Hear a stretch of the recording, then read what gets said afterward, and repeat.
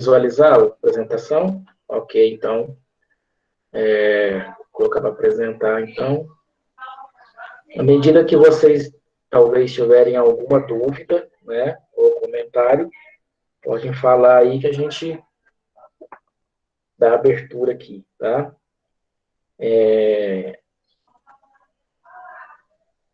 Então, hoje a gente aborda um contexto que até a gente já introduziu lá no encontro que a gente falou sobre o governo Dutra, né? A questão do alinhamento do Brasil durante a Guerra Fria, né? O contexto da influência dos Estados Unidos, né? E hoje a gente pretende conversar um pouco mais sobre esse contexto, né? Ver o que vocês já conhecem sobre isso, né? Sobre esse assunto. Como eu já disse, ninguém é uma tábua rasa, né? Que não sabe nada. Então, vocês têm esse conhecimento aí, mesmo que talvez fique um pouco escondido aí na mente, né? Mas alguns aspectos aí, quando a gente for conversando aí sobre a temática, vão talvez aparecendo, né? Nesse contexto aí. Né?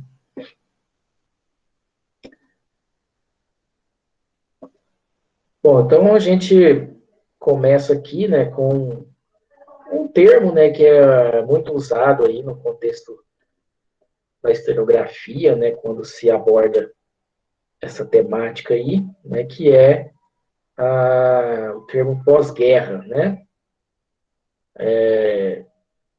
Pós-guerra, né? Quando a gente, logicamente, lê, né, esse termo, né, pós-guerra, aparece, né, no contexto que é o quê? Um processo, né, ou seja, uma organização que vai estar sendo desenvolvida no contexto da pós-guerra, após a Segunda Guerra Mundial, né? Então, sempre quando tem uma guerra muito que teve uma importância, assim, no caso essa como uma guerra mundial, né? A gente costuma colocar esse termo pós-guerra. Foi assim também no contexto da Primeira Guerra Mundial, né? Onde existia lá também o pós-guerra, onde foi, né, desenvolvido todas as características, né, do pós-guerra. E aqui também, né, no contexto da Segunda Guerra Mundial, aparece também essas características, né, com essa denominação aí, pós-guerra. Então, ali, né, no pós-guerra, lógico, vai ter muitas transformações, muitas mudanças que vão estar sendo construídas, né, desenvolvidas ao longo, né, desses anos aí, né. O que a gente pode chamar atenção aqui é no contexto das nomenclaturas, né, ou seja, de como que está sendo denominado, né, os novos aspectos aí desse momento. Então, a gente, no contexto aí da geopolítica, né, costuma denominar como ordem mundial, né, ou ordem internacional, essas transformações aí, ou como que está organizado, né, o contexto mundial aí. E aqui no pós-guerra, né, após a Segunda Guerra Mundial, essa nova ordem, ela vai sendo, né, criada a partir das influências, né, que a Segunda Guerra Mundial desenvolveu, né? Então, pós-guerra é uma característica, né? São as transformações que vão estar sendo desencadeadas após a Segunda Guerra Mundial, né? E até, vamos dizer assim, os dias atuais, né? Então, o pós-guerra não aconteceu ainda nenhuma guerra mundial, né? Para ter um outro pós-guerra, espero que não aconteça, né? Mas é assim que foi sendo construída, né, os estudos, as pesquisas, né, a historiografia, né, que é a escrita da história, sobre esse processo do pós-guerra, né? E o que traz para a gente aí nesse pós-guerra, né? Quais transformações? Então, a história, ela trabalha com narrativas, né? A construção aí dessa historiografia, certo? Então, o que essa história aí traz para a gente, né? Essas pesquisas, ressaltando mais uma vez que a história, ela tem esse processo aí de construção, né?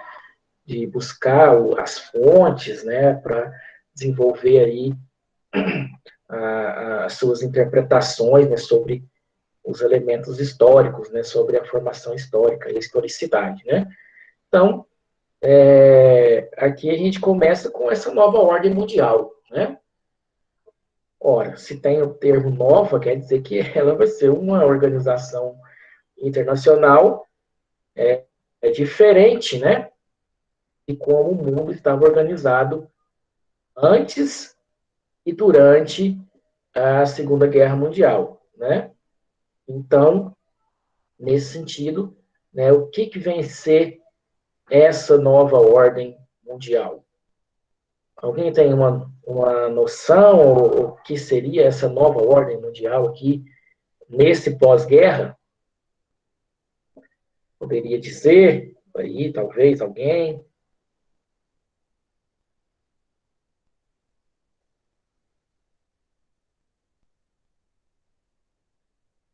Ninguém consegue ter uma visão aí do que seria essa nova ordem mundial?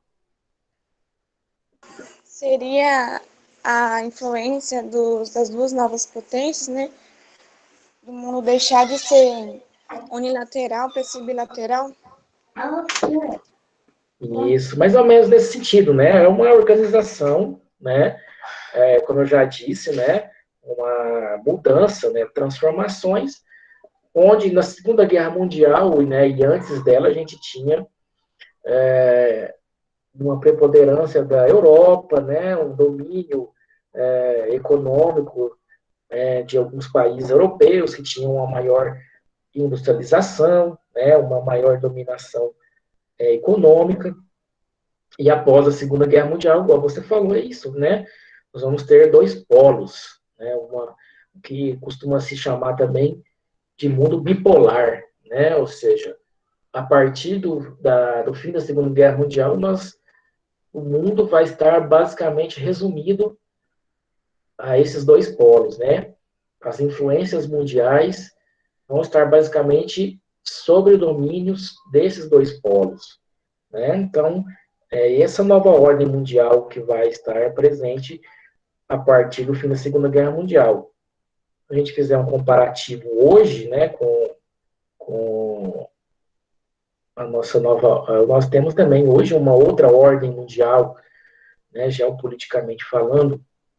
Hoje nós temos o que é chamado de mundo multipolar, né, multipolarizado, ou seja, um mundo formado aí por não apenas dois polos, né, mas a gente tem aí, continua tendo os Estados Unidos, né, a Europa hoje também, vários países ali são polos, né, Alemanha, Inglaterra, temos também Japão, China, né, então hoje é um mundo onde não temos apenas esses dois polos mais, né, temos aí também a famosa globalização, os famosos blocos econômicos, né, que tem aí, né, suas influências em determinadas áreas do mundo, né, então, fazendo essa comparação aí, né, hoje a gente tem uma organização diferente.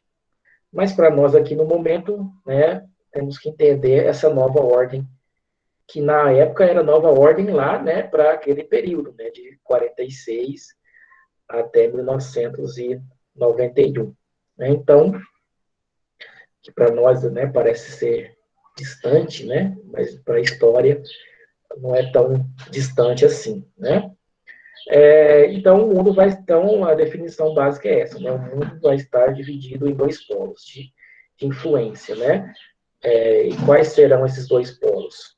Serão representados pelos Estados Unidos e pela União Soviética, né? Que são países que, no caso, né, eram países que teriam, naquele momento, uma hegemonia, né, uma liderança no mundo.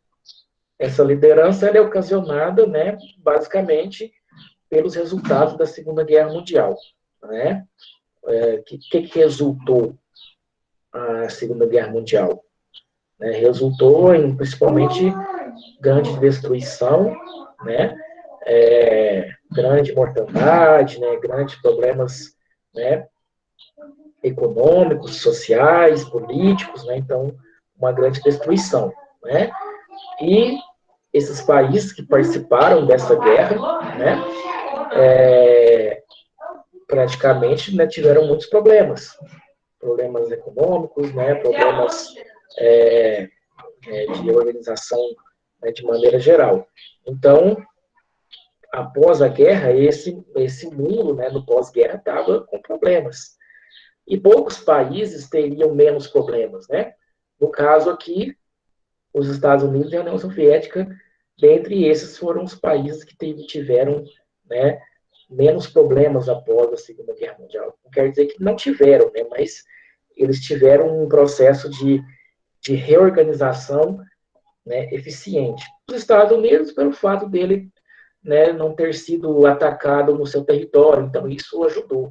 Né, não teve que reconstruir nada, não teve que gastar, apesar de ter gasto, né, na fabricação de armamentos, no investimento também em alguns outros países, né, no contexto aí de investir também nos soldados, né, isso tudo gasta dinheiro, muito dinheiro, né, então, apesar disso, ele não teve um ataque aí no seu território, né, mas, então, ele já era um país com um crescimento econômico industrial muito grande, né, e do lado da União Soviética, também foi um país que vai se destacando aí, né, durante a Segunda Guerra, né, quem estudou, né, vocês estudaram aí sobre a Segunda Guerra, ele foi um dos determinantes aí, né, do fim da Segunda Guerra Mundial, né, com seus ataques aí, né, na parte oriental, né, lá contra a Alemanha, né, então, a partir desses ataques que tiveram sucesso, eles foram conseguindo, né, enfraquecer, né, o processo do exército, né, nazista e tudo mais, né? Então, eles também tiveram uma participação. Então, eles são chamados como os vencedores, né, da Segunda Guerra Mundial. Então, por esses fatores, né, e pela questão econômica também, no caso a União Soviética teve seus ataques, mas por um processo do socialismo, né, que na figura do Stalin, que era o poder executivo na época, lá, né, na União Soviética, houve todo um investimento na indústria, investimento na produção agrícola, né, que foi dando condições para que a União Soviética tivesse, então, esse destaque como sendo um polo também mundial naquela época. Tá? Vocês estão conseguindo entender esses aspectos aí desse pós-guerra? Tem alguma pergunta? Sim, professor, estamos conseguindo. Então tá, qualquer coisa é só falar. Pessoal, então aí a gente tem o quê? Ora, se o mundo está bipolarizado, né, é lógico que nos primeiros anos aí após a guerra, né, a gente ainda vai ter a presença de algumas potências aí também, como a Inglaterra, os Estados Unidos, né, e a própria França ainda tendo uma certa importância, mas depois, com o desenrolar do pós-guerra, né, essa nova ordem mundial se consolida, né, nesses dois polos, né?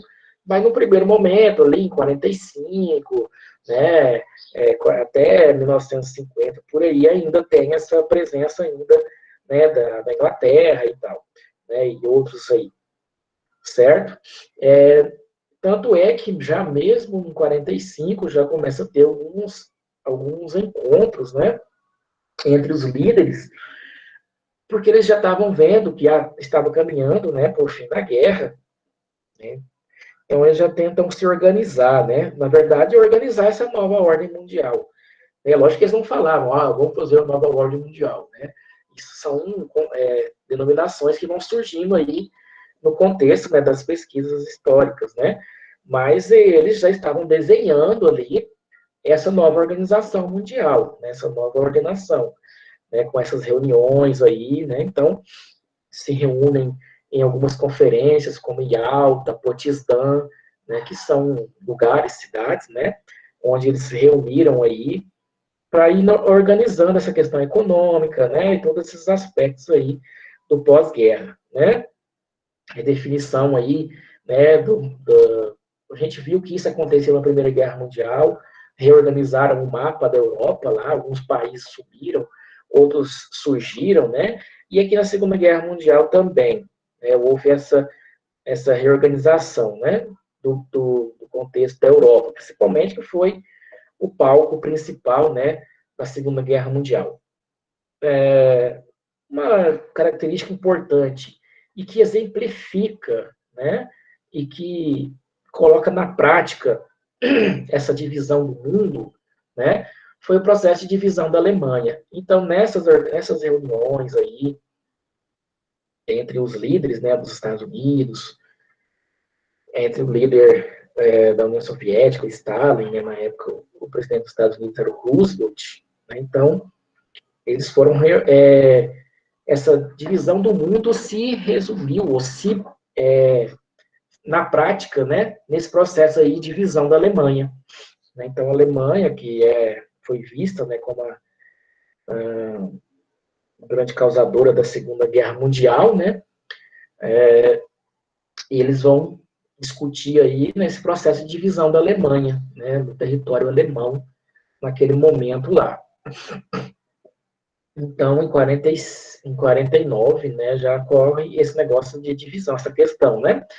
No primeiro momento, eles iriam dividir a Alemanha em 4 zonas de influência, né? Estados Unidos, União Soviética, França e Inglaterra. Então, teriam 4 pedaços aí do território alemão, né? Mas depois, em outras reorganizações, né, foi definido que seria dividido o território alemão em 2 partes, né? E aí já começa a se definir essa nova ordem, né, de influência no contexto ideológico, né, não político. Ou seja, o mundo agora estaria dividido em 2 partes. Uma parte com influência da ideologia capitalista e outra parte com a influência da ideologia socialista, certo? E todo o processo desse pós-guerra vai estar pautado nisso. Né? Até 91, quando acaba, né, o que a gente chama, mais para frente a gente vai falar de Guerra Fria, né? Quando acaba esse processo da Guerra Fria, né, aí sim se dissolve esse mundo dividido entre capitalismo e socialismo, né?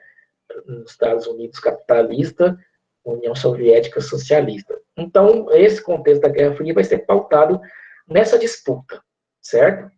Nessa disputa aí de influência. Então, foi dividido a Alemanha de acordo com essa influência, né, ideológica, com essa influência também econômica e militar.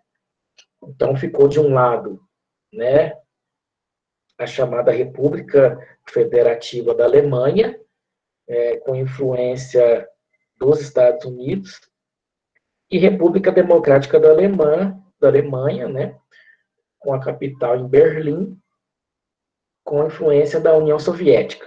Tá? Bom, então, com o passar do tempo, a tendência é o quê? Crescer essa disputa entre os Estados Unidos e a União Soviética. Tá? Então, isso vai ser algo que vai ter momentos que vai aumentar, vai ter momentos que vai ter uma certa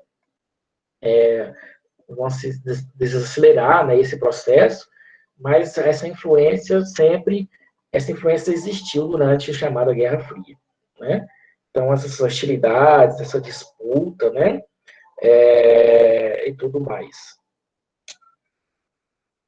Nesse processo de disputa e hostilidade, né, além de terem dividido a Alemanha em 2 partes, essa hostilidade também vai fazer com que eles dividam uma cidade, né? A cidade de Berlim, né? Que ficou sendo a capital lá da área de influência da União Soviética, né? Então, como é que eles vão dividir essa cidade de Berlim? Eles vão construir um muro, né? Então, é o famoso Muro de Berlim.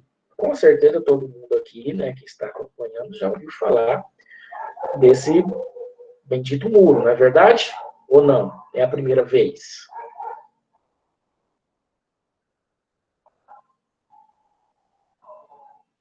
Não, professora, é bem conhecido. Sim, é bem conhecido, né? Isso, inclusive, tem filmes, né, que retratam, séries que retratam esse processo, né, do Muro de Berlim, né? Que ele retrata muito essa questão, né, de como que o mundo estava dividido naquela época, né? Nessa questão de influência aí.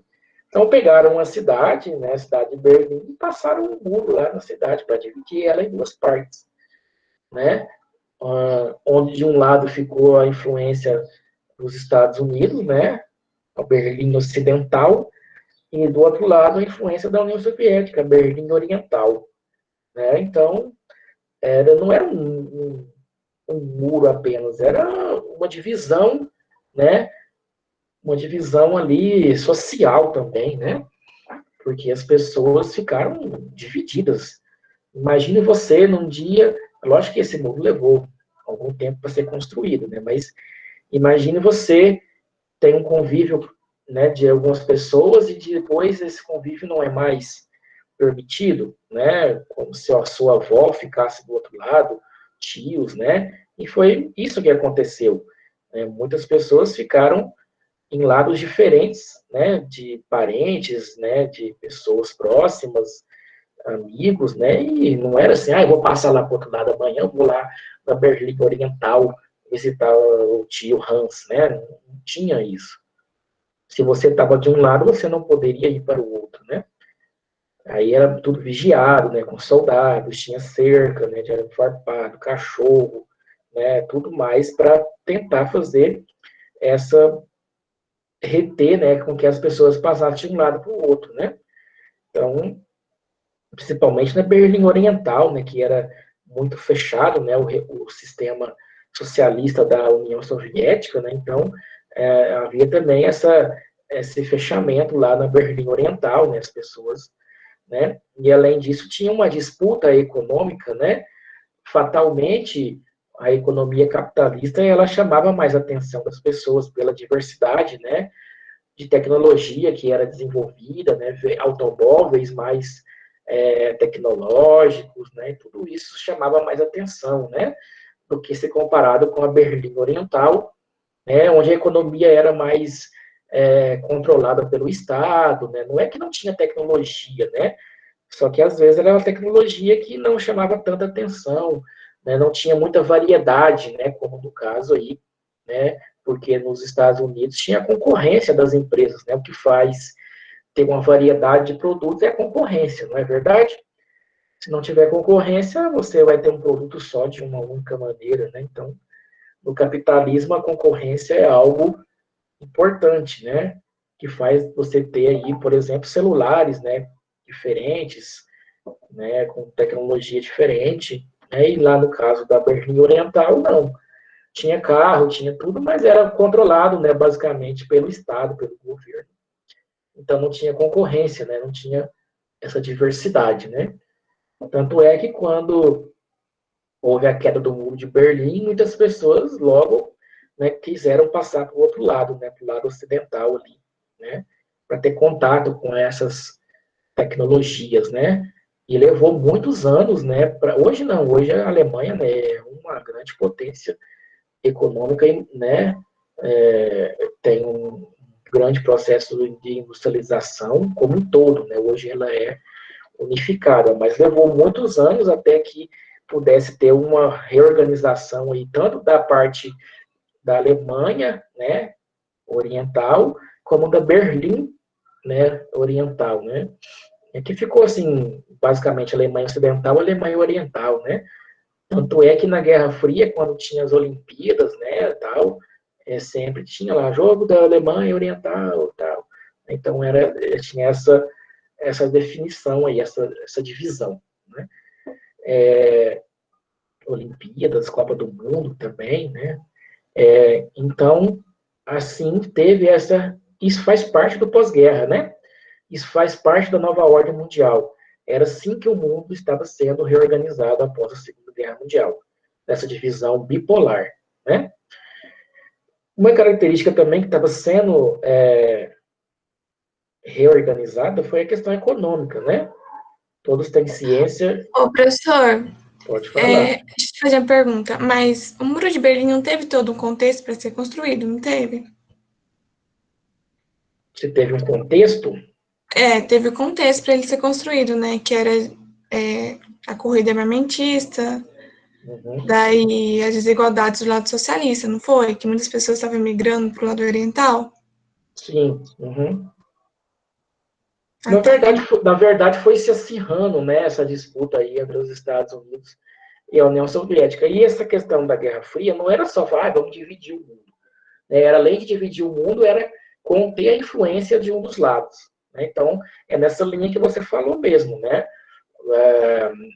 Eles não tinham ainda lá, que você vê, 61, né, que vai ser feito a divisão de Berlim, né?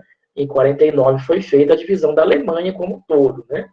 Então, o que vai ocorrer? Nessa cidade especificamente, né, ocorreu, como você disse, essa questão, né, de ter essa influência do capitalismo, né, e essas pessoas aí, né, foi uma tentativa de barrar realmente, né, essa migração aí, né, para o outro lado, né, especificamente aí na cidade de Berlim, né, que é uma cidade importante, né, antes era capital, né, de toda a Alemanha, depois que teve essa divisão, que ela ficou do lado, né, da Alemanha Oriental, né, mas é nesse contexto mesmo, né, barrar, né, você não vai construir um muro se você não quer também conter as pessoas, né, se você tem esse interesse, você deixa seu terreno, né, sem ter muro, né, que aí, né, tem essa questão, então, de tentar conter, né, como a gente constrói um muro para que ninguém invada, né, a nossa casa, a gente tem essa questão do muro lá também, no caso aqui de conter essas pessoas de ir para o lado, né, que estava tendo, naquele momento ali, um desenvolvimento capitalista, né. Mais alguma coisa?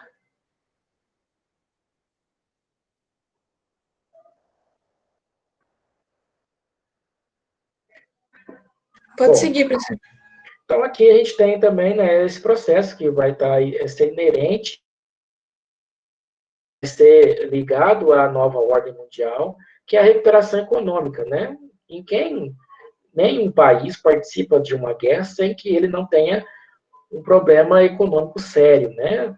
Uma guerra custa muito, né? Manter soldados custa muito, produção de armamentos custa muito, né? Além de parar toda a produção industrial, você observa que quando tem um conflito eles preferem, né? Não é preferem, né? Que voltam principalmente a produção industrial para a produção armamentista, então você para a sua indústria, para a produção agrícola, para a produção, né, recursos minerais são extraídos, mas também voltados para a produção armamentista, principalmente, né, então os países que estavam envolvidos, principalmente, né, vão ter esse problema econômico grave para ser resolvido, né, então essa recuperação econômica entra também na lógica do mundo bipolarizado daquele momento. Né? Essa recuperação aqui entra nessa lógica do mundo dividido entre Estados Unidos e União Soviética. Né? Quais seriam as regiões que estavam com problemas? A Europa, principalmente, né? A Alemanha, Inglaterra, França, Itália, muitos outros, né? A Ásia também, Japão, né, e aquelas regiões lá que tiveram uma participação também na parte oriental, né, da Segunda Guerra Mundial. Então, aqui a gente vai ter essa recuperação econômica, né, e também um pensamento ideológico, né, um pensamento doutrinário, né, que vai estar, no caso, do lado dos Estados Unidos, que é, à custa de tudo, né, barrar o crescimento socialista, né. Então, esses dois pensamentos eram igual água e o óleo, né? Não se misturam, não se misturavam. Então, além de dividir o mundo, eles também não queriam que um dos lados, qualquer um que fosse, crescesse, né? Então, os Estados Unidos, por exemplo, não queria a influência da União Soviética na América, nem na região da América, da Europa Ocidental, né? Ou no Japão, ou qualquer outra área que eles influenciassem, né? Então, dentro dessa doutrina, desse pensamento, né, de que o socialismo era um mal que deveria ser detido, no caso aqui dos Estados Unidos, né, e logicamente lá do lado da União Soviética também tinha esse pensamento, né, que o capitalismo deveria ser detido e o socialismo deveria chegar na maior parte do mundo, né, e tinha lá aquelas discussões, né, das internacionais, né, primeira internacional, segunda internacional, que reunia, né, os movimentos socialistas do mundo inteiro, né? Então, eles tinham esse pensamento, né, de levar o socialismo para mais partes do mundo, né? Entendeu? Então, era essa disputa. Então, nesse cenário entra a questão econômica, né? Então, a gente tem o plano Marshall, que é do lado dos Estados Unidos, que é um plano de recuperação econômica. Para quem? Para aqueles países que estavam sob influência dos Estados Unidos. Eles não iam emprestar dinheiro para países que estavam sob influência da União Soviética e vice-versa, né? Então, o Plano Marshall foi criado em 47, é um plano de recuperação onde os Estados Unidos, né, empresta dinheiro, empresta recursos financeiros para a recuperação econômica, principalmente da Europa Ocidental, né? Aí entra a Inglaterra, França, Alemanha Ocidental, Itália, né, e tudo mais. E depois, mais para frente, eles vão ter o Plano Colombo, que vai ser um processo de recuperação econômica lá para o Japão, né, para regiões asiáticas, né, que estavam sob influência dos Estados Unidos, certo? Então, esse plano foi um plano, como é bom, né, os Estados Unidos é uma pátria generosa, né, tá preocupado com a recuperação econômica da Europa Ocidental, né, coitados, estão todos destruídos lá, estão com problemas das indústrias, né, não estão conseguindo produzir, então o bondoso Estados Unidos, né, vai fazer esse processo do Plano Marshall para, né, recuperar as economias, né? Mas na verdade isso tinha uma carga de interesses, né? Primeiramente o empréstimo, né? Isso gera, né? Querendo ou não, os Estados Unidos ele tinha uma condição financeira muito melhor que os países da Europa Ocidental. Se não fosse assim, ele não tinha feito o Plano Marshall, né? E nem tinha tentado recuperar esses países lá da Europa, né? Então, foi feito isso pensando também em barrar o avanço socialista, né? Os Estados Unidos tinham medo que, como de fato está, poderia acontecer, mesmo porque tinha muitos movimentos socialistas, né, em países como a Alemanha, Inglaterra, né, e outros países considerados, né, aliados dos Estados Unidos. Então, ora, se eu estou emprestando dinheiro para você, né, de certa maneira você vai ter uma dependência econômica também comigo. E também uma dependência política e ideológica, né? Então, mesmo porque aqueles países também não eram santinhos, né? Eles também eram capitalistas, eles queriam, vamos dizer assim, grande parte, né, das elites industriais, né, dos empresários, queriam se manter, né, capitalistas. Então, vamos dizer, foi nesse sentido que esse plano foi sendo desenvolvido, tá certo? Do outro lado, a gente tem o Comecon, né, que é um cooperação mútua, né, o Conselho de Cooperação Mútua, que era voltado para o contexto da União Soviética, né? Então, isso também favoreceu lá, né? Muitos países foram sendo ajudados financeiramente, né, pela União Soviética. A União Soviética, apesar de ter uma forma de organização econômica diferente, como eu já disse, né, em que o governo controlava os meios de produção, controlava a produção industrial, mas a União Soviética conseguiu ter uma recuperação rápida após a Segunda Guerra Mundial, né?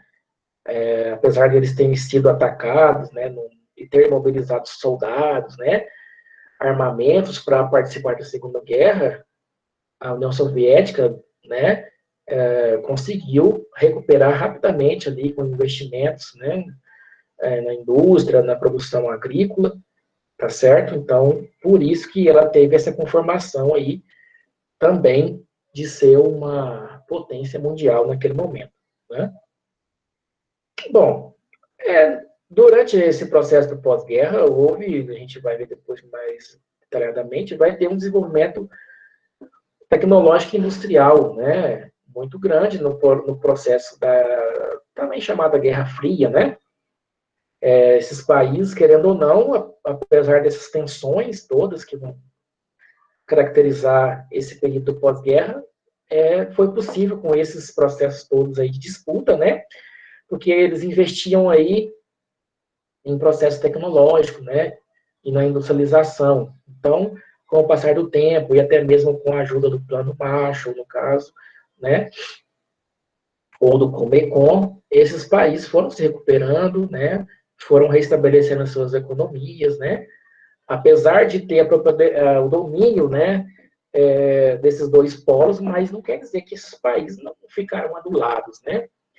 Então, houve esse desenvolvimento tecnológico e industrial, né, nesse momento. Então, isso foi importante, né?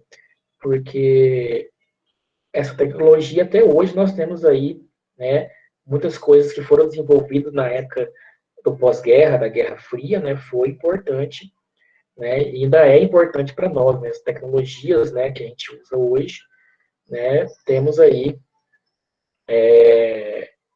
a sua utilização ainda, né? Ou as suas melhorias, né, que foram acontecendo no final, no decorrer do tempo aí da Guerra Fria, né? Alguma questão, pessoal?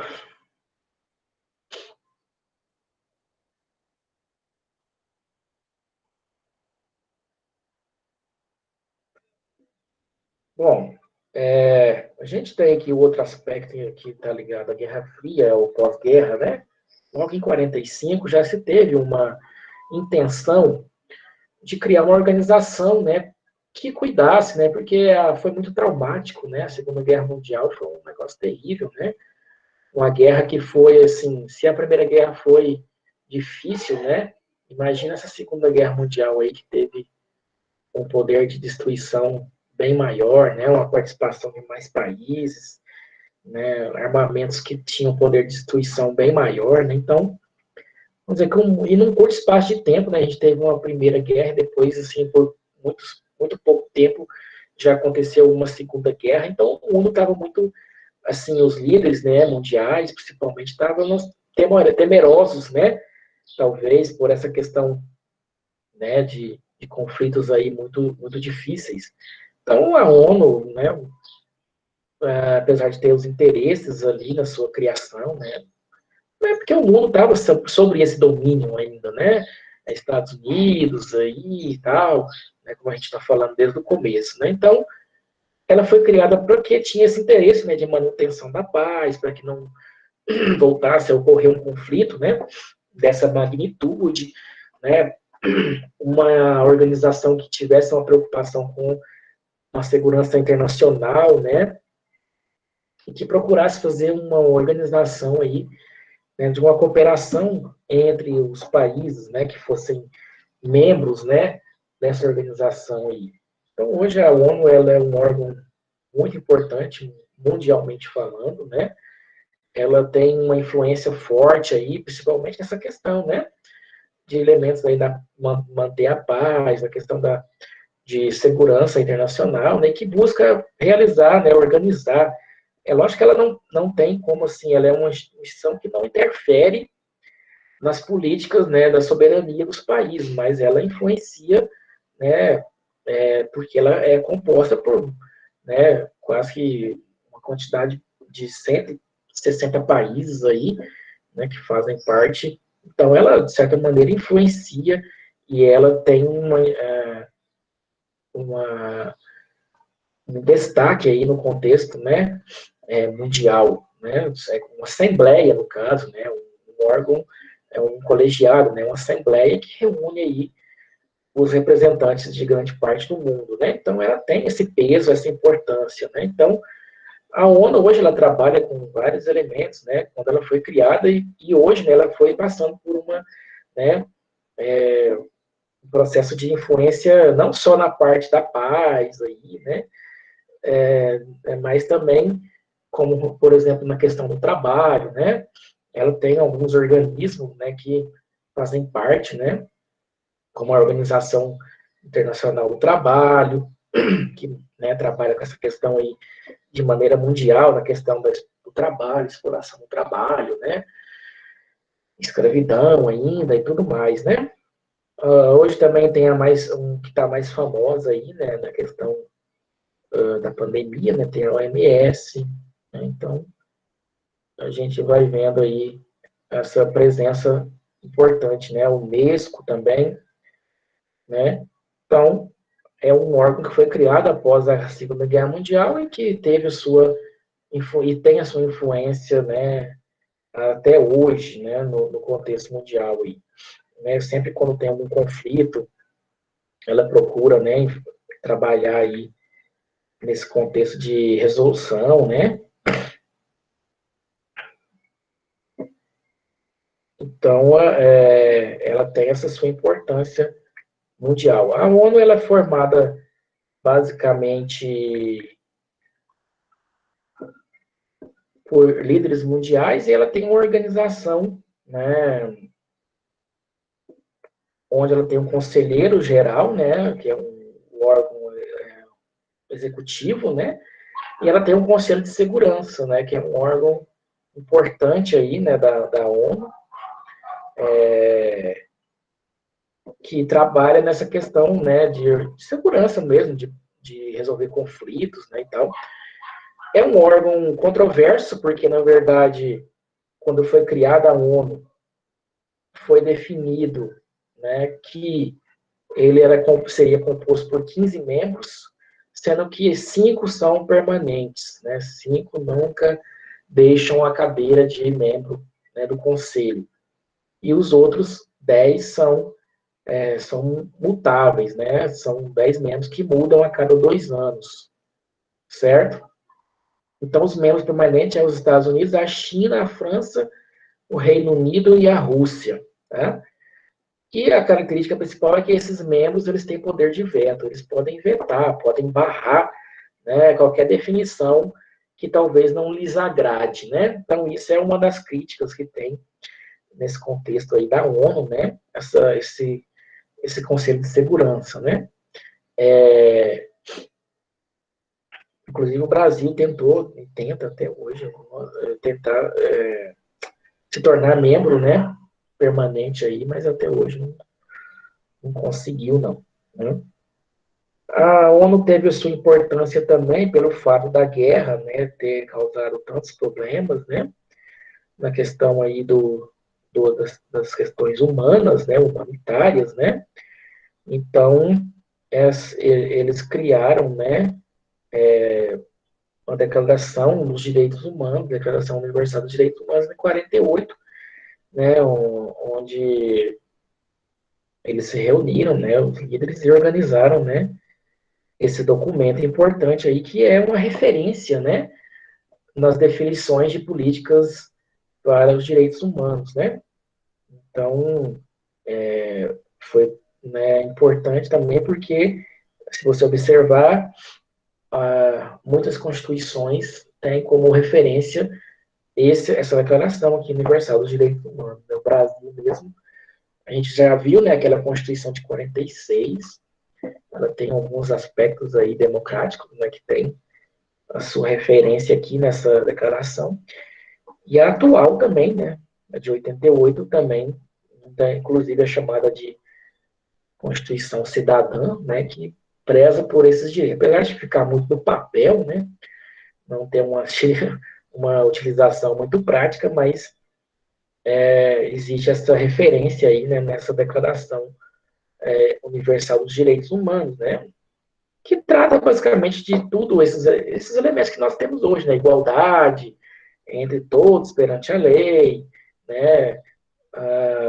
todos são livres, né, Então, basicamente, tem essas questões aí, né? Ninguém pode ser preso de maneira arbitrária, né? Então, foram elementos que surgiram aí, né? Artigos que tem nessa declaração, que são pautados aí, né? Direito de opinião, de expressão, né?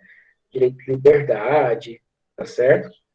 Então, tem essas caracterizações aí também, né? Que surgiu nesse contexto aí do pós-guerra, né?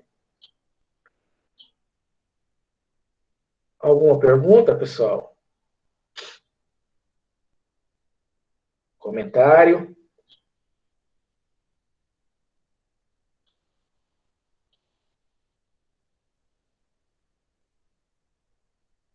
E o silêncio paira no ar.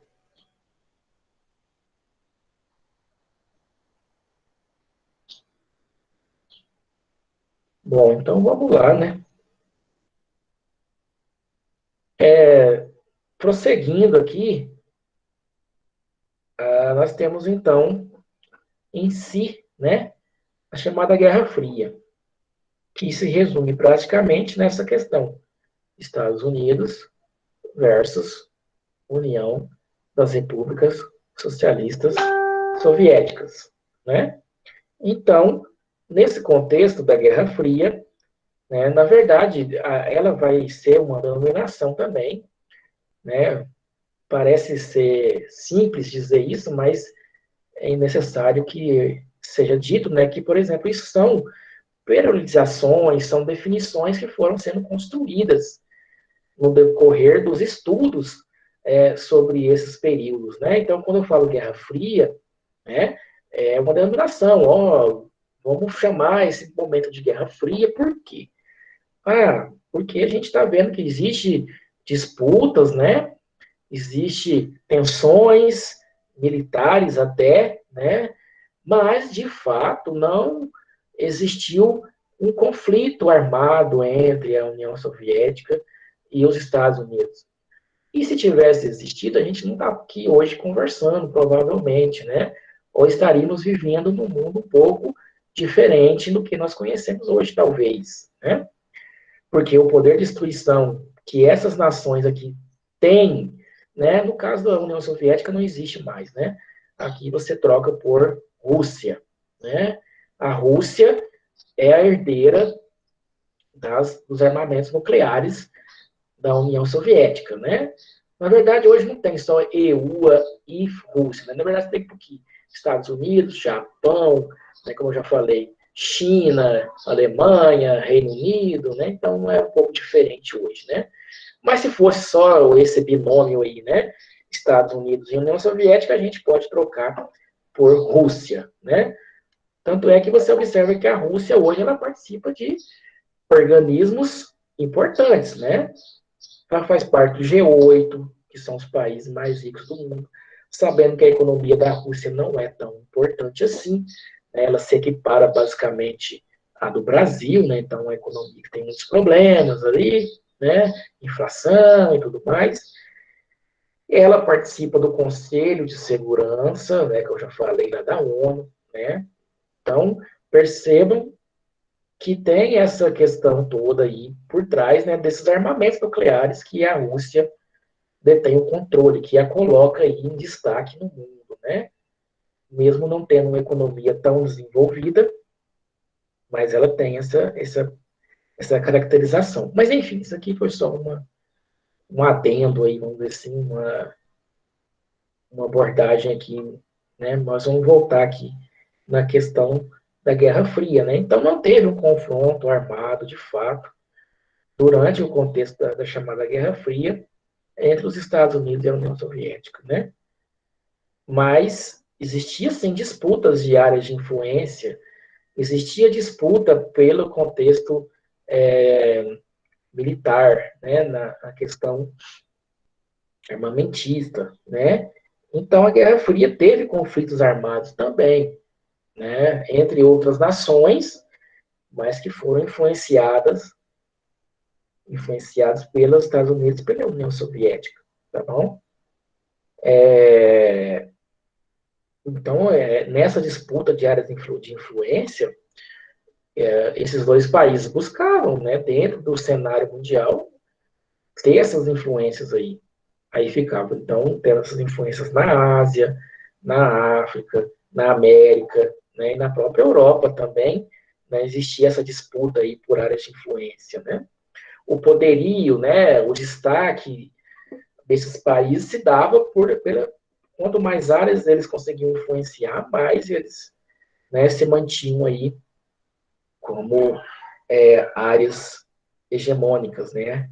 Ou seja, essa disputa Estados Unidos União Soviética, né? Então, como a gente falou lá na época do governo do Dutra, né? Percebam lá que o Brasil, ele logo se aliou aos Estados Unidos, né? Então, assim, porque era uma característica da América, né, do continente americano,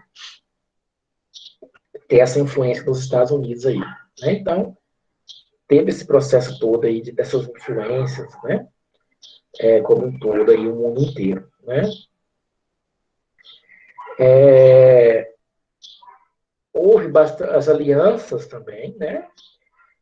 Para fortalecer, né, no caso aí de algum conflito. No caso, do lado dos Estados Unidos, a gente tem a OTAN, né, que foi uma aliança militar.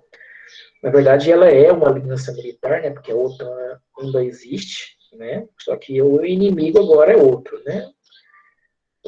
Antes, a OTAN ela foi criada no contexto, né, da União Soviética, né, uma organização, uma aliança militar, no caso de ataque ou para atacar a União Soviética naquele momento, né.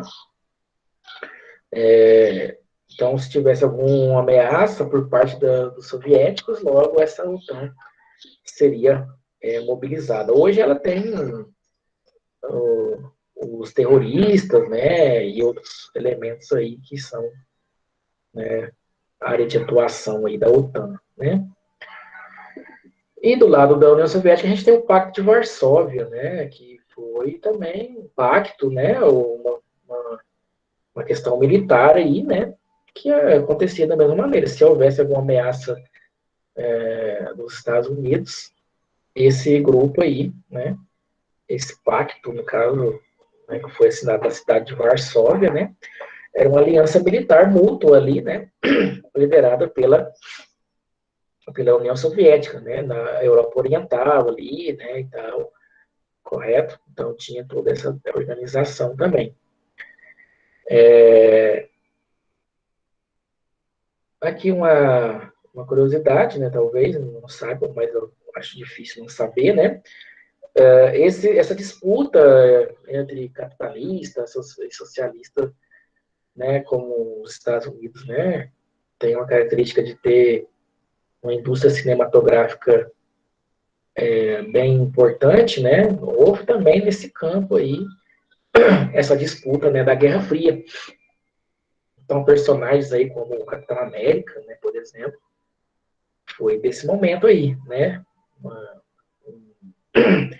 um processo, né, de tentar desmistificar o socialismo, né, e mostrar que ele era ruim, né, e tal. Então tem essa questão aí também, essa parte cultural, né, ficou também evidente aí, essa questão da Guerra Fria, né. Desenvolvimento de armas nucleares, que é um dos pontos importantes aqui da Guerra Fria. Por isso o medo que se tinha naquele momento, que a qualquer momento pudesse ocorrer um ataque, né, de um dos lados, e se isso ocorresse, seria terrível, né? Então, como era uma guerra fria, né, se você tem a iminência de ter uma guerra, logicamente você vai fazer a produção de armamentos, né? Então, uma corrida armamentista existiu durante a Guerra Fria. Nesses quase 30 anos aí, teve momentos onde teve uma grande produção de armamentos, outros momentos teve uma diminuição, né? Até mesmo devido a essa consciência que eles não eram loucos, né? De saber que se houvesse um conflito entre eles, tudo teria, né, talvez uma grande mudança, né? Uma grande transformação. Então, eles meio que tinham um equilíbrio, né? Um equilíbrio aí nessas tensões aí. Então, eles ficavam mais na pressão, né? Ai, vou te atacar e tal, vou mandar míssil, não sei o quê, né, e tal. Mas nunca de fato acontecia, né? Provocações, tensões, hostilidades, isso tinha espionagem, né? A gente tinha bastante, né? Essa questão aí, né? Da CIA, KGB e tudo mais, né? Que acontece, aparece aí muito nos filmes, né? Então isso tinha mesmo espionagem. Então essa corrida armamentista foi presente, né? E por isso que hoje a gente tem esses grandes arsenais aí, né, nucleares, né, que foi sendo produzido devido à tecnologia que foi sendo desenvolvida, né? Até mesmo a gente sabe que houve aquelas duas bombas, né, que foram jogadas em Hiroshima e Nagasaki, né? Até mesmo o Einstein, que foi um cientista importante, muito conhecido, todo mundo sabe quem é o Einstein, né? Da sua inteligência, sua importância aí para a ciência, e ele foi um dos que participaram, né, desse processo aí de pesquisas, né, para desenvolver a tecnologia nuclear, né? Aí perguntam, né, dizem que perguntam, né, para ele sobre como seria uma próxima guerra, né? Ele fala que uma próxima, talvez ele não saiba, mas após essa guerra, talvez um próximo conflito seja com paus e pedras, né? Devido ao alto índice de destruição que um conflito desse poderia, né? Até hoje, né? Até hoje ainda tem esse fantasma nuclear aí, né? Ainda no nosso contexto aí, né, multipolarizado, né?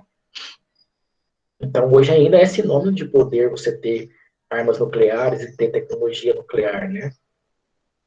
Por que os Estados Unidos ficam todo preocupado quando lá no Irã eles querem, né, desenvolver essa tecnologia de enriquecimento de urânio, né, e tudo mais? Fica vigiando e tal, né? Porque quem tem esse domínio de tecnologia tem poder, né, de destruição, tem poder geopolítico, né, tem poder de influenciar, né? Então isso hoje está na mão dos Estados Unidos e da Rússia, né?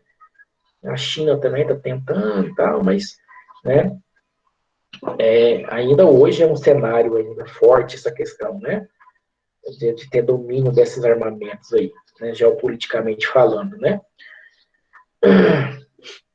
Outra característica também é a corrida espacial, né? Nesse momento eu creio que vocês já ouviram isso aqui, já viram essas discussões. Isso não é novo para ninguém, né? Então, esse desenvolvimento espacial foi muito forte durante a Guerra Fria, né? Dentro do contexto da disputa, né? Estados Unidos e União Soviética, né? Nesse contexto de disputa aí hegemônica, né? De disputa armamentista aí, de controle do mundo, né? De dominação do mundo, né? Meio que parece ser coisa meio de filme, mas é realmente o contexto, né? De dominar, realmente influenciar aí, né? Então, o espaço também passou a ser alvo de disputa aí da Guerra Fria, né? Então, por um lado foi bom, né? Porque na verdade muito investimento foi feito aí em tecnologia, né? Das universidades na época para desenvolver, né? Artefatos que pudessem trazer essa prevalência aí, né? Espacial, né? Conhecer o espaço, né?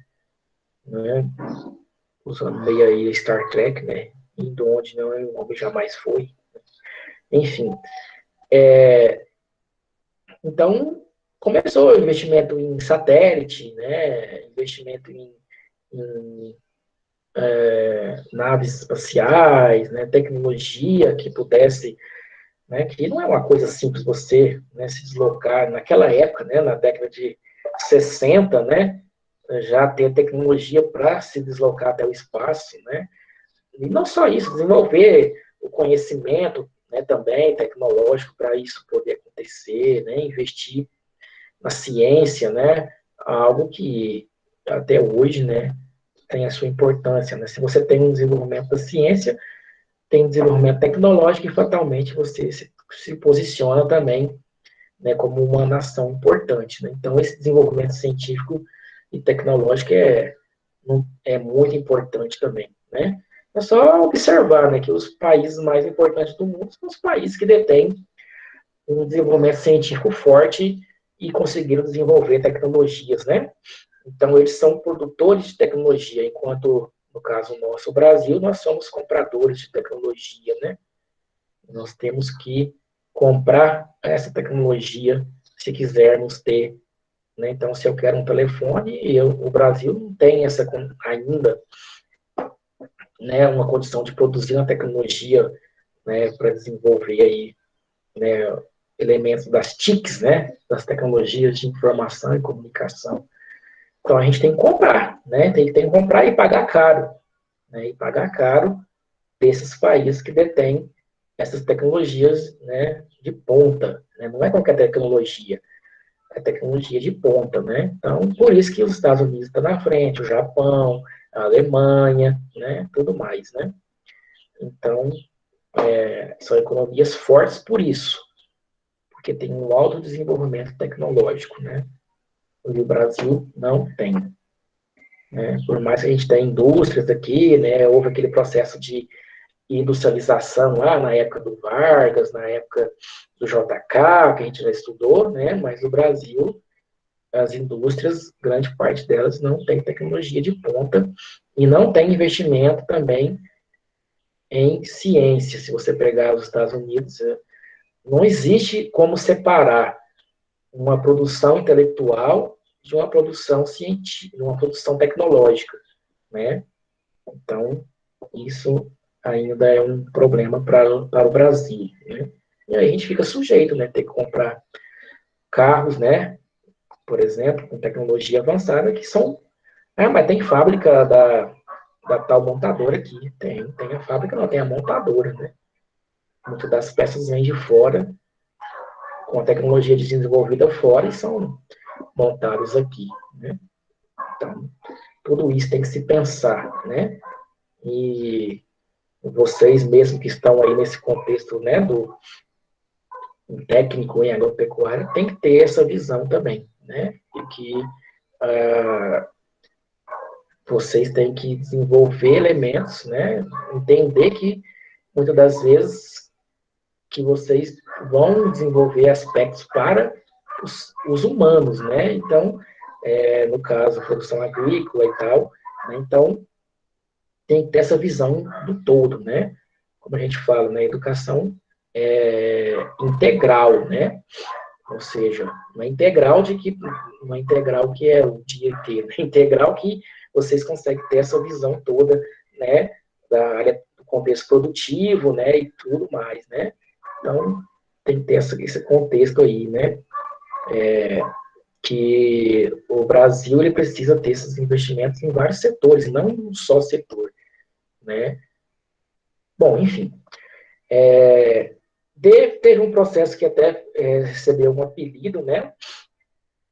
Nesse contexto da corrida espacial, né? Porque, na verdade, a gente pega aí, por exemplo, o que teve de benefício para a gente aí, né, nesse contexto de rivalidade aí, dessa corrida espacial? Ora, a produção de satélites, que são essenciais, né? Para que serve um satélite aí? Alguém consegue me dizer?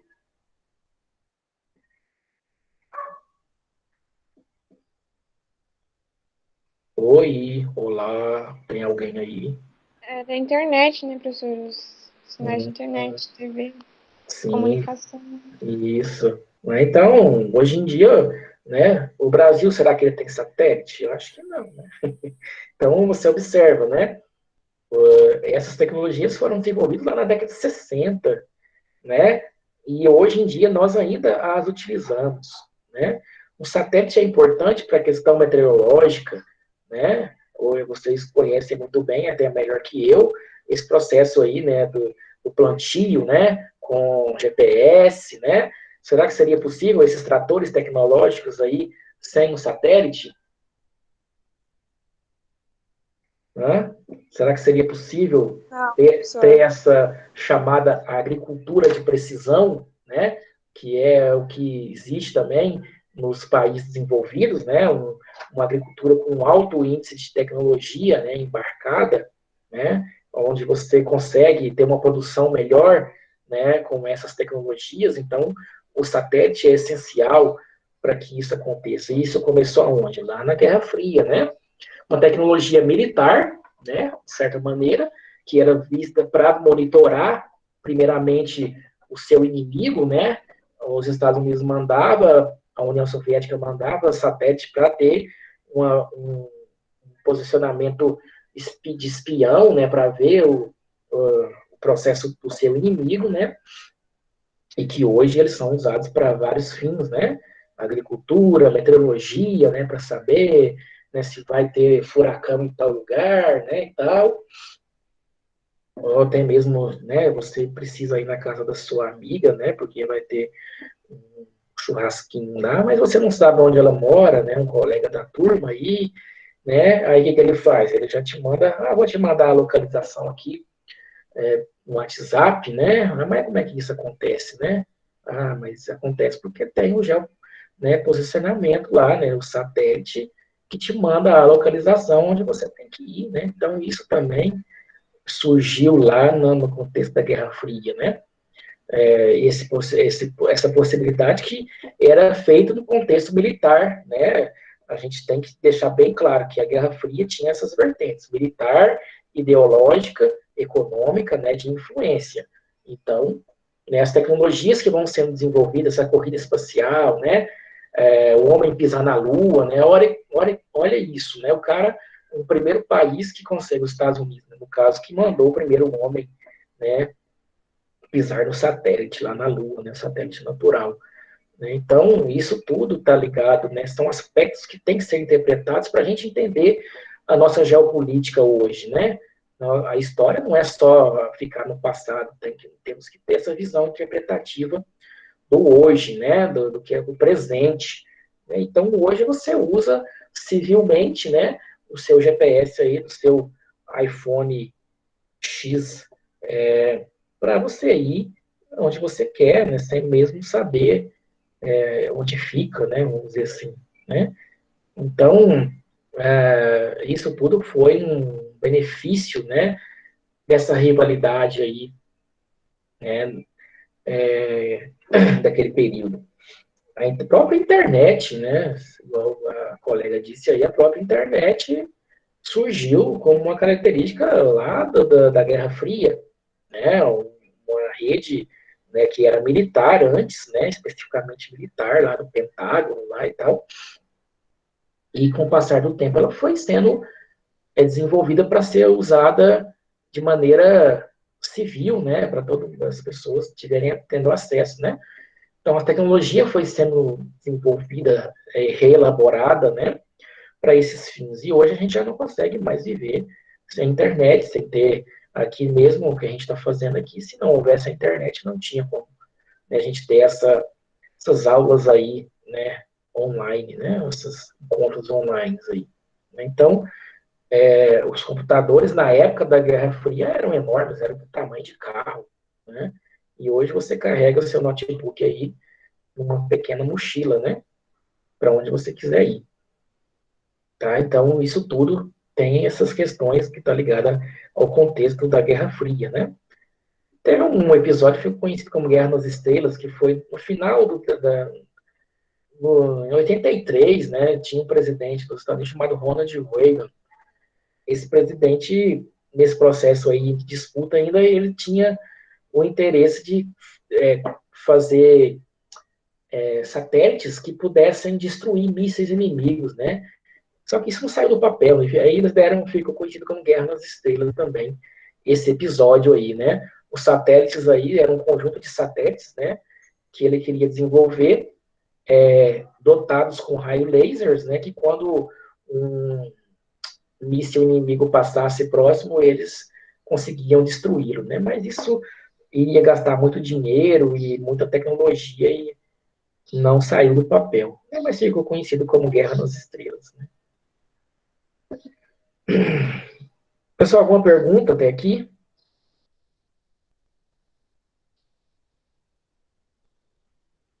Dúvida, questionamento, comentário? Não concordo com nada? Né? Pode falar aí. Tudo certo, professor.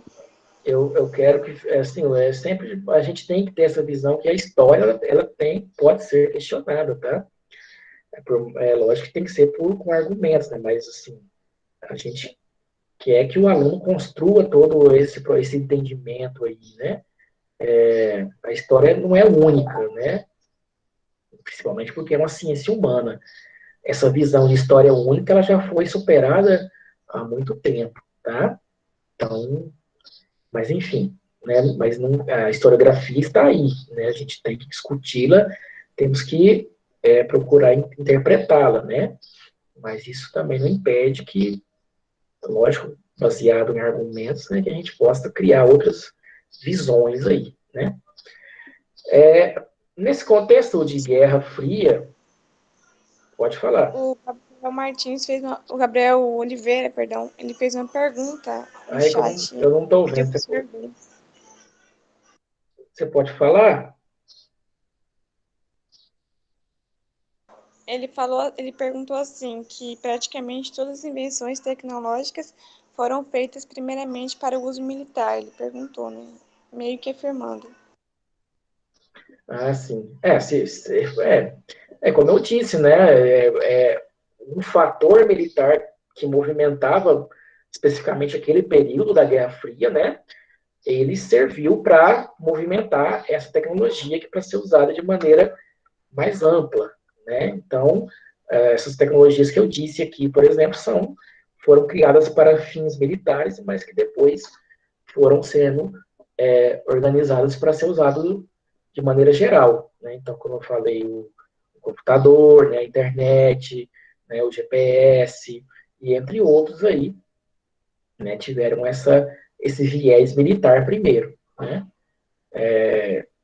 Basicamente, no caso aqui da Guerra Fria que eu estou falando, né, é porque o que movimentava o mundo pós-guerra naquele momento era essa disputa militar, né, entre os Estados Unidos e a União Soviética. Então, fatalmente, o grosso, né, dos investimentos, né, iriam para esse contexto militar, né, desenvolvimento de armas, desenvolvimento de tecnologia no contexto militar, tanto dos Estados Unidos quanto da União Soviética, né? Então isso era um contexto, né, era uma característica daquele momento, né? Hoje não, hoje às vezes você pode pegar tecnologias que são desenvolvidas, mas que não têm cunho especificamente militar, né? Mas naquele momento da Guerra Fria, sim, tá? Correto? Aqui nós temos um conflito, né? Que a gente falou, na Guerra Fria, então foi um contexto que não teve conflito armado, não teve conflito armado entre os Estados Unidos e a União Soviética, mas teve conflito armado em outros lugares, né? Mas que estavam sob a influência dos Estados Unidos e da União Soviética, né?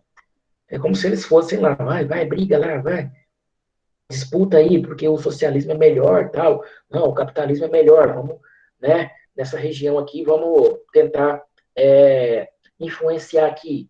Aí o outro final, aqui você não vai influenciar, não, aqui, né, não é terra de ninguém. Muitas das vezes acontecia assim, né, os conflitos começavam por uma disputa de influência e no final geravam um conflito armado, uma guerra de fato, né?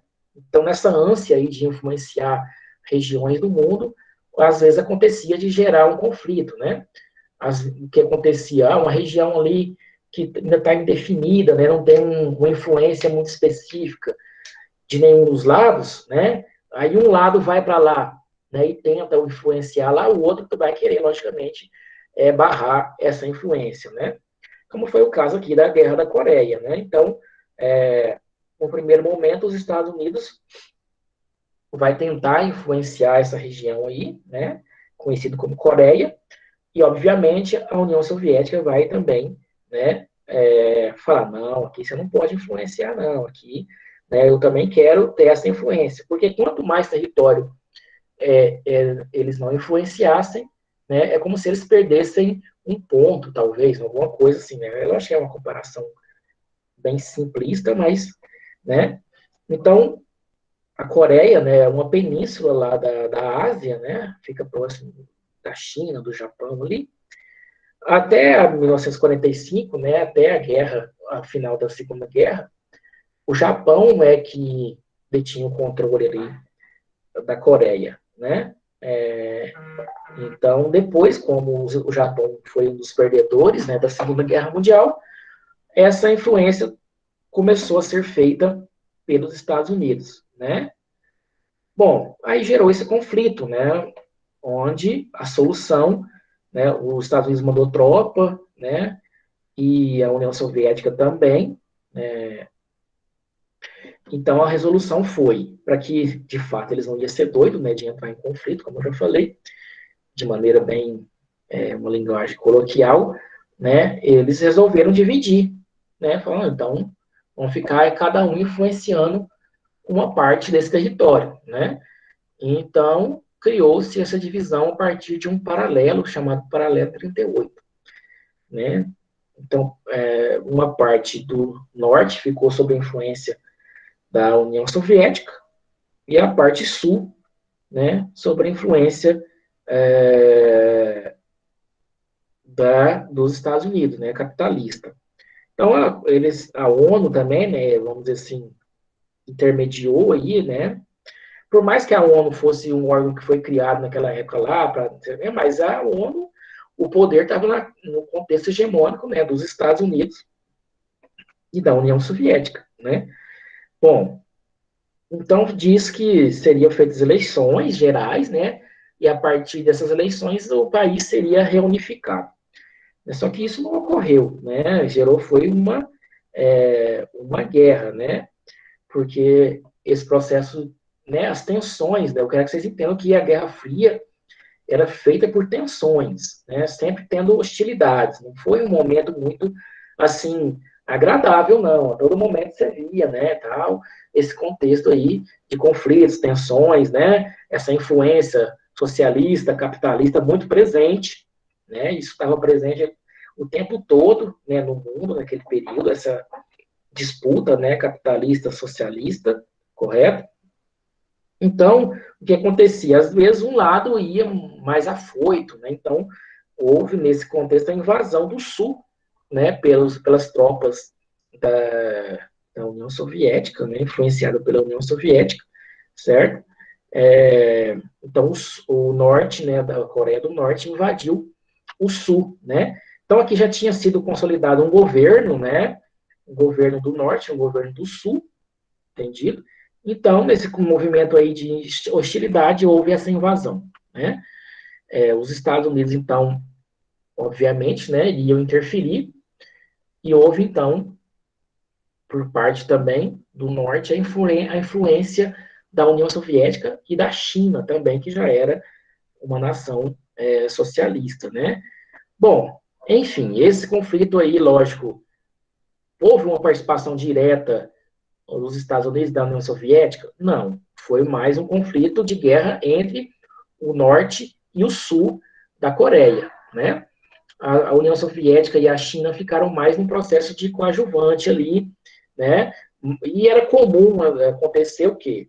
Durante a Guerra Fria, muitos conflitos que vão acontecer, existia influência lá, a União Soviética ou os Estados Unidos ficavam mandando investimento, armamentos, né? Mas, assim, soldados, efetivamente, no caso aqui, não acontecia, né?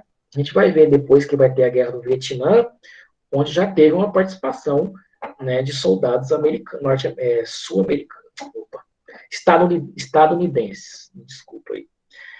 Bom, esse conflito, então, só vai ser amenizado, né, com um acordo de paz, né, que foi realizado aí, com a presença da ONU, né, onde se manteve, então, não, a solução é o seguinte, fica, então, a Coreia dividida, né, então, não, para cessar, né, os ataques, né, a gente vai permanecer, então, essa divisão, norte socialista e sul capitalista, né, então, hoje a gente ainda permanece, né, tendo ainda a Coreia do Norte, né, que é um dos países mais fechados aí do mundo na atualidade, e Coreia do Sul, né, com influência capitalista, tanto é que é um país com uma tecnologia bastante desenvolvida, a Coreia do Sul, né, um sistema educacional bem eficiente também, que se destaca, né? Tem aí um desenvolvimento tecnológico bem diversificado aí a Coreia do Sul, né? Recentemente eu creio que vocês tenham observado essa aproximação aí que tentou ser feita, né, entre a Coreia do Norte e a Coreia do Sul, até encontros, né, entre os líderes, né, mas que foi, inclusive, fazia vários anos que não havia um encontro, né, desde do processo aqui de divisão, né, que não havia um encontro aí entre esses líderes aí, né, enfim. Então, a Guerra da Coreia foi um exemplo, né, desse contexto de conflitos que vão ocorrer, né, aqui na chamada Guerra Fria, né. A gente aproxima aqui do processo de fim da Guerra Fria, né? O que vai ocasionar o fim da Guerra Fria? Né? Por que acabou a Guerra Fria? Qual o motivo, né? Então a gente percebe o seguinte: a Guerra Fria era formada por uma divisão, né? Estados Unidos, União Soviética. Se você tira um dos lados, não tem o porquê existir mais essa divisão, né? Então, basicamente, o fim da Guerra Fria vai acontecer o contexto de crise da União Soviética, né? A economia soviética era diferente da economia dos Estados Unidos, né? A economia soviética é planificada, que fala, né? Então, de 5 em 5 anos, que são chamados planos quinquenais, de 5 em 5 anos, o governo, né, na época, que era o governo do Partido Comunista, né, lá da União Soviética, ele definia, ó, vai investir o plano, né, tinha um plano de investimento, né, vamos investir na produção de armamentos, vamos investir na produção de satélites lá para o espaço, vamos investir na construção de, sei lá, uma nave espacial, alguma coisa, né? Então, era o governo, e no caso dos Estados Unidos, não, é economia de mercado, né? O que é economia de mercado? Era o mercado que define a concorrência, né, que define o avanço tecnológico. É nisso que pecava, né, a União Soviética não tinha esse desenvolvimento tecnológico devido à concorrência não ser presente, né? Então, inclusive, por exemplo, os carros, porque só que não vai dar tempo da gente estudar a questão da crise lá, do socialismo lá, que a gente abordaria esses aspectos, mas lá na União Soviética tinha, por exemplo, a elite, né, no caso, os integrantes do governo, tal, eles conseguiam até mesmo comprar alguns produtos capitalistas, né, mas o povão, de maneira geral, não tinha acesso a isso, né. Então, lá, por exemplo, os carros eram tudo igual, eram uns carros quadrados, né, que eles criavam lá. Inclusive, alguns vieram até para o Brasil, mas eu creio que vocês são muito novos, não vão lembrar, mas tinha o Lada, né, o Niva, né, que eram carros que até depois vocês pesquisarem aí no Google, se tiver interesse, vocês vão ter acesso aí. E eram os carros quadrados, que não tinham muita tecnologia, né? Assim, se comparado com os carros produzidos nos Estados Unidos, né, eles ficavam muito para trás, né? Vamos dizer que a União Soviética se pautou mais o seu investimento na produção de armamentos, na tecnologia, visando a questão de armamentos, né, e tecnologias militares, né. Então, a União Soviética, né, por ter essa característica de uma economia fechada, né, de certa maneira, não conseguia ter uma diversidade, né. Tanto é que quando começa a ter uma crise econômica lá, lógico que esse sistema começou a entrar em colapso, né? O que ocasionou-se foi uma abertura econômica no primeiro momento para tentar até recuperar essa economia da União Soviética, né? Para que ela pudesse ter investimentos ali para poder levantar a economia, mas já era tarde, né? Já a economia já estava, né, não conseguindo mais manter ali aquela, e também tinha a questão, né, de um partido único, né, o Partido Comunista, já não conseguia mais controlar a questão política, né, as pessoas lá que faziam parte daquele contexto, né, do socialismo, né, socialismo que foi implantado na União Soviética, né, que influenciava outras partes do mundo, né, já havia movimento até interno, né, que queria uma abertura política, já queria uma abertura econômica, né, alguns líderes mesmo do Partido Comunista também já começavam a ter esse pensamento, né, de abertura política e econômica. Teve um que ficou famoso da década de 80, né, que foi o Mikhail Gorbachev, né, que foi o último presidente do regime socialista, mas que foi o responsável pela abertura, né, econômica e política lá da União Soviética, né. Então, os militares mesmo também, que, né, tinham uma participação importante, que eram mais conservadores, né, que queriam manter o regime socialista, também começaram a sofrer manifestações, né, tal. Então, isso, né, a gente vai ter também nos países que eram influenciados pela União Soviética movimentos, né, como a Primavera de Praga, né, na Polônia, por exemplo, que exigia também o fim da influência da União Soviética, né. Então, é um movimento característico desse período aqui, né, onde essa abertura política e econômica ela começa a fazer parte, né, do contexto dos finalmente aí, da Guerra Fria, né.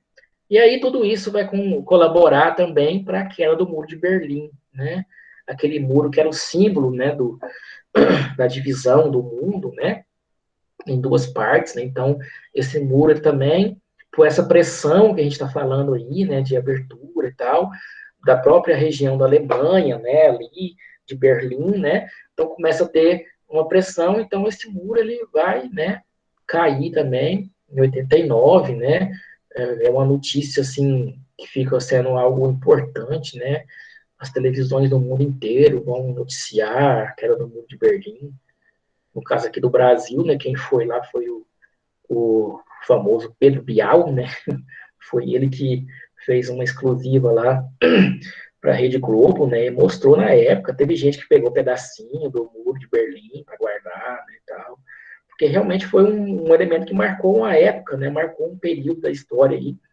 né, da Guerra Fria, né, então, essa queda do muro de Berlim também, né, vamos dizer assim, que a abertura política que estava acontecendo, essa crise da União Soviética toda, né, vai contribuir para essa queda desse muro, que era um elemento simbólico, né, importante ali, né. E com isso também a unificação da Alemanha em 1990, né, tudo isso são fatores em cadeia, né, que vão sendo desenvolvidos aí nesse contexto do fim da Guerra Fria, né. A União Soviética ela é desunificada, né, em 91 também. Então, em 91 a gente coloca como sendo um marco, né, do fim da Guerra Fria, onde a União Soviética deixa de existir, né. Aqui dá lugar a ela a Rússia, né, a Federação Russa, que vai passar por um processo de transição, né, de uma economia planificada para uma economia de mercado, né, e até hoje ainda a Rússia tem dificuldades, né, econômicas, né, nesse contexto aí, né. Um fator importante também que não vai dar para a gente abordar, né, pela questão do tempo, né, que é a questão da descolonização da África e da Ásia, né. Esses fatores, isso também aconteceu no contexto da Guerra Fria, né, onde aquelas regiões que foram colonizadas pela Europa na época do imperialismo, né, a partir de 1947, por aí, já começa também a se descolonizar, né, a se tornar independente politicamente, né. A Índia, a Marrocos, a Argélia, África do Sul, né, e vários locais, tanto da África como da Ásia, né, começaram a passar por esse processo de descolonização, né? Isso é uma característica também, né, que está dentro da chamada Guerra Fria, né? A Guerra do Vietnã também, que foi um conflito que aconteceu por influência dessa divisão Estados Unidos e União Soviética, né? Onde teve a questão da divisão também do território lá da Indochina, né? Que era anteriormente dominado pela França, mas aí após a Segunda Guerra, né, a gente vai ver que eles vão se tornar independentes também lá, a Indochina, né, e ali vai ter alguns problemas também, né, lógico, de novo, a influência dos Estados Unidos, da União Soviética, né, Então, a Guerra do Vietnã foi um desses conflitos aí, né, onde o Vietnã, né, foi um dos países, né, que se formou com a independência da Indochina, né, o Vietnã, o Laos e Camboja, né, são esses três países que se formam com a independência da Indochina. Então, o Vietnã ele vai ter essa divisão lá também, como aconteceu na Coreia, né, Vietnã do Norte e Vietnã do Sul, né, então, influenciado pelos Estados Unidos e pela União Soviética. A Guerra do Vietnã, ela foi uma guerra, assim, que eu creio da história foi a primeira vez que os Estados Unidos começou a levar peia, tá? Os Estados Unidos, uma grande potência mundial, ali na Guerra do Vietnã, eles, pela questão, ali está muito ligado à questão territorial, né? Os Vietcongs, que é como eram chamados os soldados da parte do Vietnã do Norte, né? Ali é uma floresta equatorial, parecida com a floresta amazônica, né? Então ali os caras conheciam túneis ali, né? Locais para sair de surpresa, né? E atacar os soldados dos Estados Unidos, né? Tinha também o fator de chuva quase todo dia, né? E doenças, insetos e tudo isso se somou, né? E esses Vietcongs também eles eram assim bastante eficientes nos ataques, né? Então começou a ter muitas baixas no exército. Nesse caso aqui, os Estados Unidos entrou na guerra do Vietnã, né? Não foi apenas uma influência de armamento e recursos, não. Né? E no caso a União Soviética, ela ficou mais no contexto de fornecer armamentos e subsídios aí para o Vietnã do Norte, né?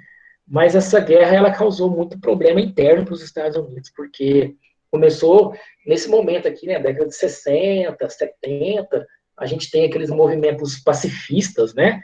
Os movimentos hippie, paz e amor, né? Faça amor, não faça guerra, o destoque, né? Tudo isso aí influenciou também que no próprios Estados Unidos, e pela morte, né, de muitos soldados dos Estados Unidos naquele contexto, começou um movimento para que os Estados Unidos saíssem da guerra do Vietnã, né, um movimento pesado, né, dentro do próprio Estados Unidos, né, para que ele saísse desse conflito aí, né. Então, basicamente, são alguns exemplos, né, aqui são as características principais que eu coloquei, né, porque a Guerra Fria, né, tem, assim, muitos aspectos aí, né, que, mas de maneira geral, e principalmente creio que, né, pela questão de alguns de vocês estar focado no Enem também, né, esses elementos aqui são os que a gente percebe que tem uma maior abrangência lá no contexto do Enem, né, a Guerra Fria, né, a Guerra da Coreia, a Segunda Guerra Mundial, né, esses aspectos aí, né. É lógico que apenas eu aqui falando, né, quase que 2 horas sem parar, não é suficiente para que vocês tenham um entendimento aí, né, específico, construam um entendimento sobre esse assunto aqui, né, é necessário também, e logicamente eu vou colocar no AVA também alguns elementos ali, vídeos, né, para que possa também vocês buscarem, né, um entendimento aí desse período, né, isso faz parte, né, eu não sei tudo e também, né, vocês têm que ter essa visão interpretativa, esse conhecimento construído aí, né, por vocês mesmos, tá? Então, né, lógico, eu ficar falando aqui, isso aqui, muitas das vezes, né, uma coisa ou outra que mais chama atenção, né, mas precisa que o aluno também se debruce, leia, né, procure também ali buscar esse entendimento, né? Tem alguma pergunta sobre esses contextos aqui que nós abordamos?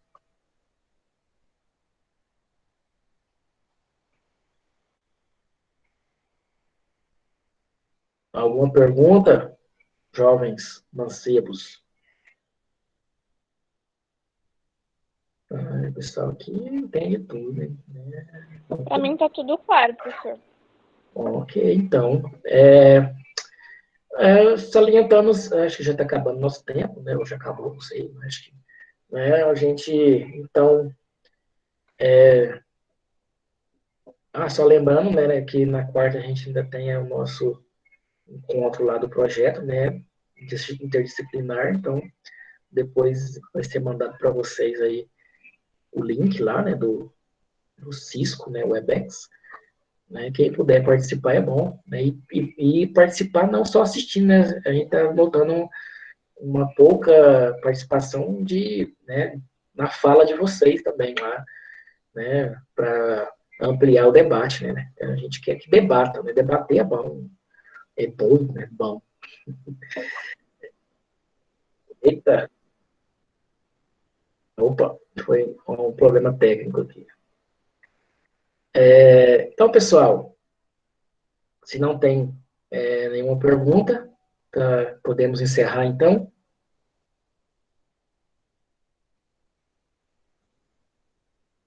Positivo?